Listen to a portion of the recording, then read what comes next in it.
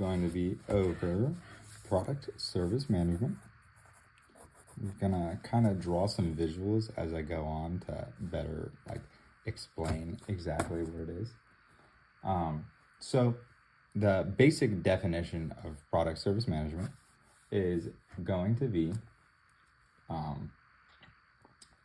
planning, developing, launching, and maintaining products.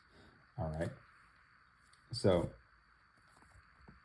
the reason why this is so important is because, I mean, it's basically the very, very, very first step of any company.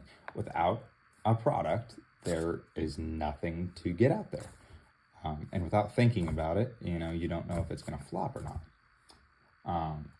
The first thing you got to do is you got to think of winning products. So we're going to put winners. Not winners. Winners. All right. Winners. All right. When finding a winning product, you have to figure out what makes a winner. So basically is what do people want? So we got one. What do people need? Needs. All right. You can figure this out by, you could either go around asking people, you could do surveys, you can look at trends currently going on, but basically you can't sell a product that is crap. So does not equal crap. Anyways, so another big part of it is this going to be a fad? Is it going to be something that people enjoy for 2 months, maybe a little bit longer, and then have a steep drop off? That also is not going to be a winner. Anyways, very first step, product service management, is going to be developing. All right. Let's say you already figured out, hey, people need this doohickey and it solves this problem. All right. Now, developing. Developing will go straight into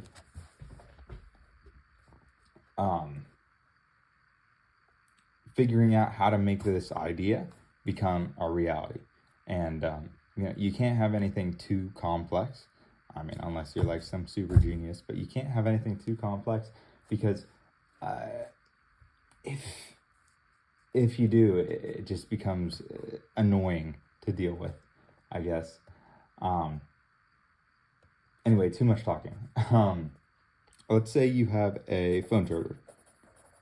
Phone charger. All right, and you are so tired of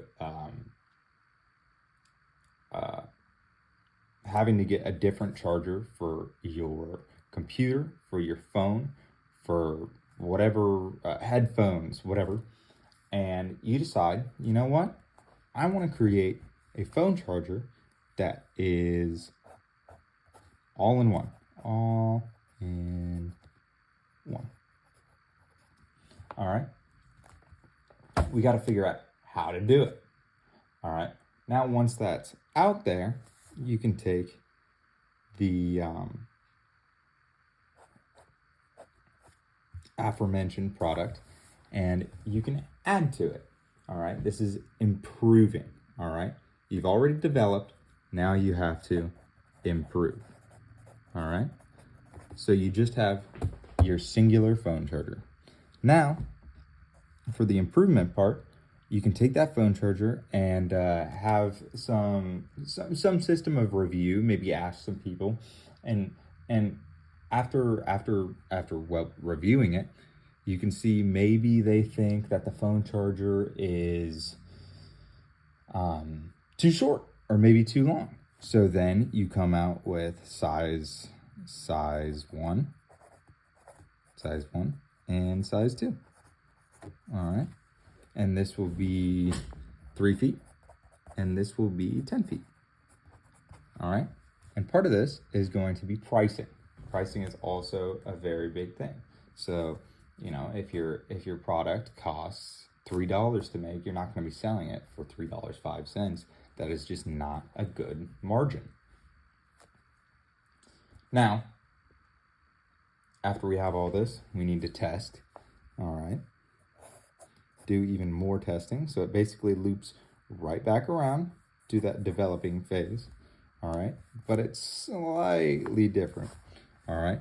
So once you have something stable, you test. And you see exactly what the complaints are or exactly what people love about it. So you're testing, and you figure out, oh, this charger isn't good when it's bent that way. Then you're going to loop right back around to improving. Now, this isn't just all that product service management has to offer. All right. Another great thing about product service management is it doesn't have to be a physical item. It can also be a service. It can also be, like a good like this. All right. It doesn't have to be a tangible object. All right. Another thing about product service management, which becomes very, very, very important, is product mix.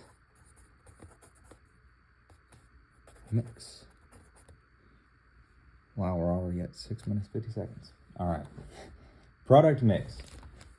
So, product mix is going to be where you take your company and instead of just having your, product 1, all right, you also have product 2, product 3, and this can go on into the thousands. Like if you look at Walmart, think about it. They have just about anything and everything that you will ever need. And that is their amazing product mix. And that is why Walmart does so well. For this example, though, I'd like to take big groups of things just to make it easier. So we're going to use the company Yamaha. All right. Yamaha makes motorcycles. They make instruments. And they also make boat motors.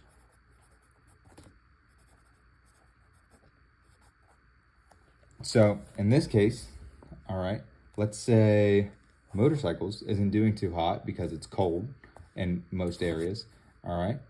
And, there's a big group of people that, have their instruments.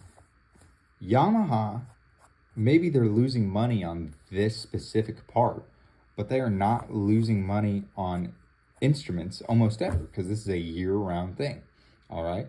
Now, this comes in and it booms big when it's warm and people can go out and ride. But these instruments, all right, it's a 24/7 thing. There is almost at no point where you can't. So where was I? Oh, okay. So once this goes out of season, all right, this company is not going to be screwed on money or development. All right. That's another thing. Once they go to this, they're able to spend a lot more time developing a better motorcycle or whatever they want to do. All right. They can analyze their sources much, much more. So basically, to sum everything up, all right, product service management is going to be developing,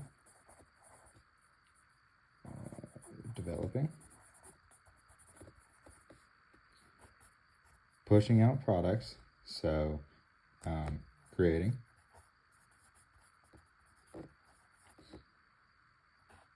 understanding what problems or what they need to make better, all right, so improving,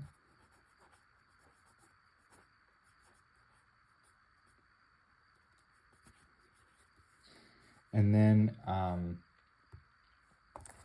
it could be an infinite loop from there, but eventually, just as all things do, letting the company die, because that will happen if it's in a week or 100 years, it'll eventually die. But